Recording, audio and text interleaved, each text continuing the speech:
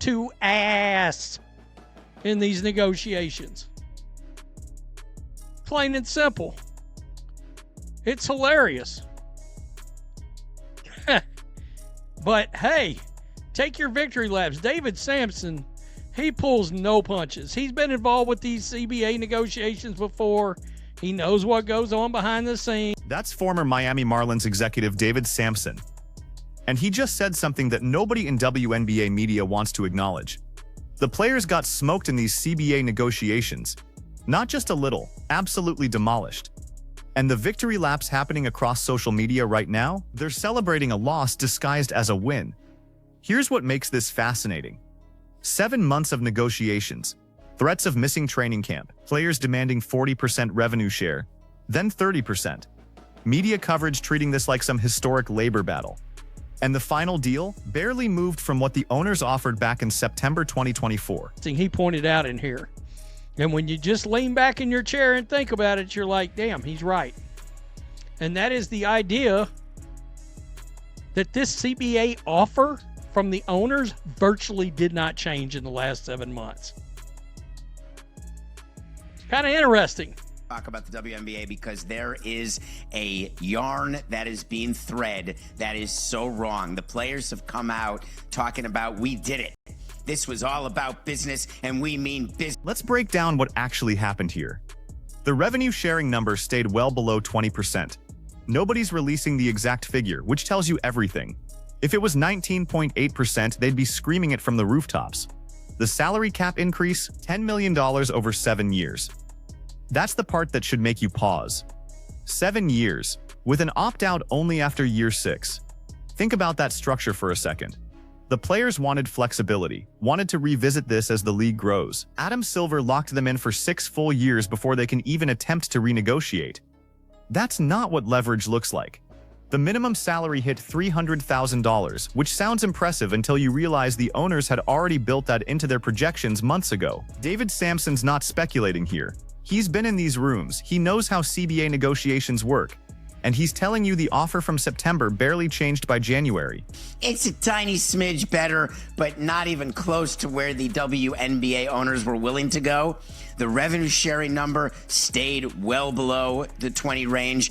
The salary cap growing to 10 million over was way below where they were willing to go. Adam Silver in the league worked these players. 7 years? Oh my God. An opt-out after 6 years only? Now here's where this gets really interesting. Breanna Stewart called this deal transformational. Alicia Clark, the union VP, said it's going to change the lives of so many players. Those are excellent talking points. Management loves when employees deliver those talking points, because it means the PR battle is won even if the actual negotiation was lost. Watch how Sampson frames this. He's not saying the players got nothing, they got a raise, they got improvements. What he's saying is they left massive money on the table and don't even realize it, or worse. They realize it but have to sell it as a victory anyway. The $300,000 minimum does mean players won't need to play overseas in Russia during the off-season just to make ends meet. That's genuinely significant for quality of life. But does it put Unrivaled out of business? Does it eliminate the need for alternative leagues? Not even close. Players will still chase additional income because the WNBA deal doesn't come close to maximizing their earning potential. Alicia Clark saying they just accomplished something that's going to change the lives of so many players. Those are really good talking points. And as management, you're more than happy for your employees to have these talking points, take the victory lap. But why don't you look at the details of the CBA? The WNBA players, they did get something. They got a raise. Boy, that's some kind of transformational. Do I think that having a $10 million salary cap range at the end of a 7-year deal where the players only get an opt-out after year 6? Here's the part that should concern the Players Union. Adam Silver and the WNBA owners never had a reason to move to the player demands. And the players knew it. That's the key phrase right there. The players knew they didn't have leverage. Think about the timeline. Training camp was approaching. The season needed to start. Media rights deals were already signed. Sponsors were locked in. The infrastructure was ready to go.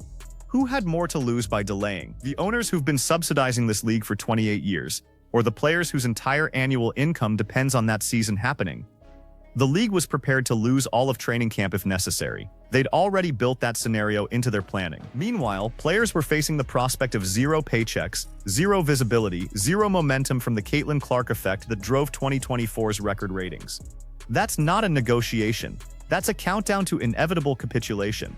And here's what nobody's talking about. The fact that this deal got done now, with these terms, tells you something crucial about the league's financial situation. The revenue sharing includes bonuses for 2025.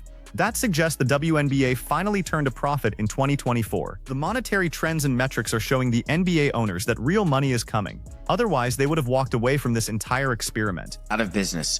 I don't think this does anything to put any potential competitor of the WNBA out of business. The reason why the players did not get the victory that they sought, though it is the victory they were able to tell you they sought, is that Adam Silver and the WNBA owners never had a reason to move to the player demands, and the players knew it.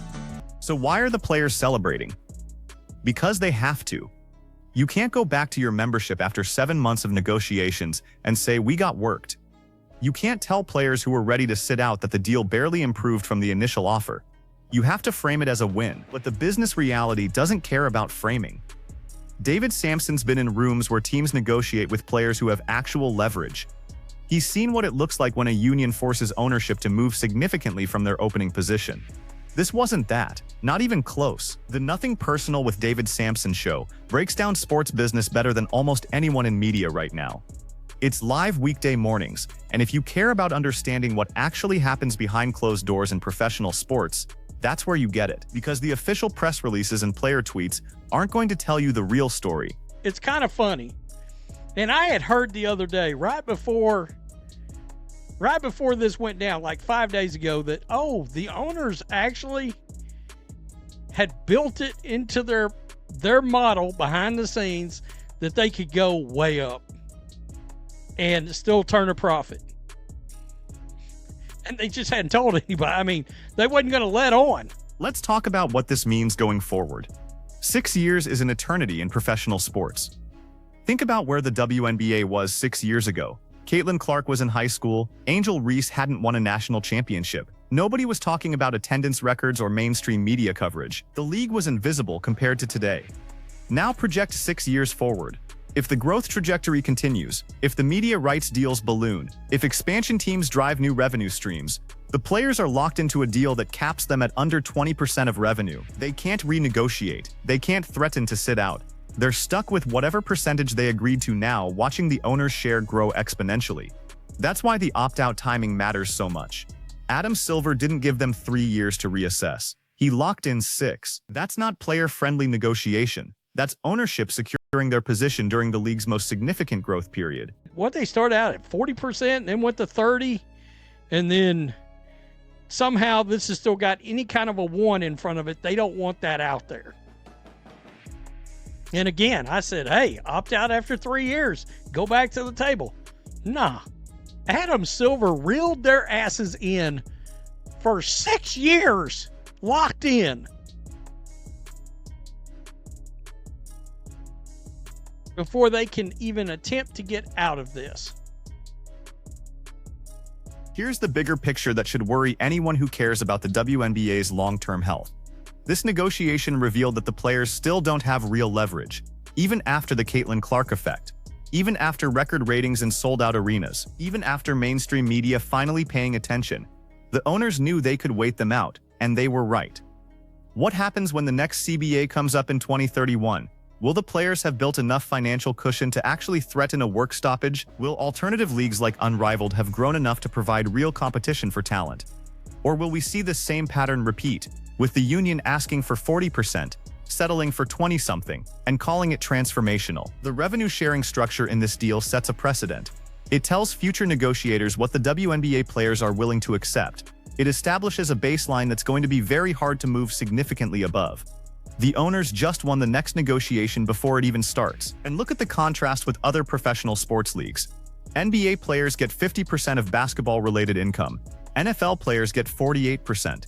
Even MLS players, in a league that's still growing its footprint, get around 25%. The WNBA players are getting less than any major professional sports league in America. And they're celebrating it. David Sampson's reaction tells you everything about how this looks to someone who understands sports business. He's not angry at the players. He's almost amused, because from his perspective, this is a masterclass in ownership winning a negotiation while letting the other side think they won too. That's the highest level of business execution. The minimum salary increase to $300,000 is real. The expanded roster spots matter. The improved travel conditions and accommodations are significant quality of life improvements. Nobody's saying the players got zero, but when you compare what they asked for versus what they settled for, when you look at how little the offer moved over 7 months, when you see that 6-year lockup period, the conclusion is unavoidable. The owners had a number in mind from the beginning. They had a structure they were willing to accept. They built in some room to move on minor points so the players could feel like they won something. And they never, not for one day during those 7 months, seriously considered giving the players what they were actually asking for. That's what got smoked means.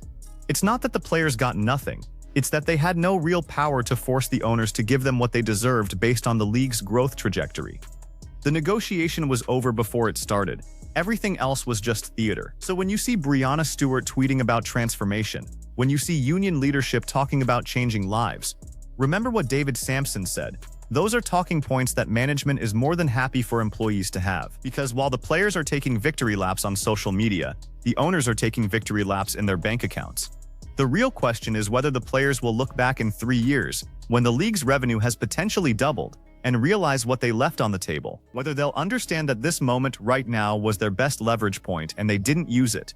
Whether they'll recognize that Adam Silver and the NBA owners just secured their financial position for the next 6 years of the WNBA's most significant growth period. My guess? Some players already know. They're just not allowed to say it out loud. Because once you sign the deal, once you put out the press release, once you do the victory lap, you can't walk it back. You have to live with it for 6 years. That's what makes this fascinating from a business perspective and frustrating from a player advocacy perspective. The WNBA just had its biggest year ever. The cultural moment was perfect. The leverage should have been there. And somehow the final deal looks almost identical to what was on the table 7 months ago. So here's the question for you. Do you think the players got a fair deal based on the league's growth and future potential? Or did the owners execute a perfect negotiation by giving just enough to avoid a work stoppage while keeping the revenue split heavily in their favor? Because you can't have it both ways.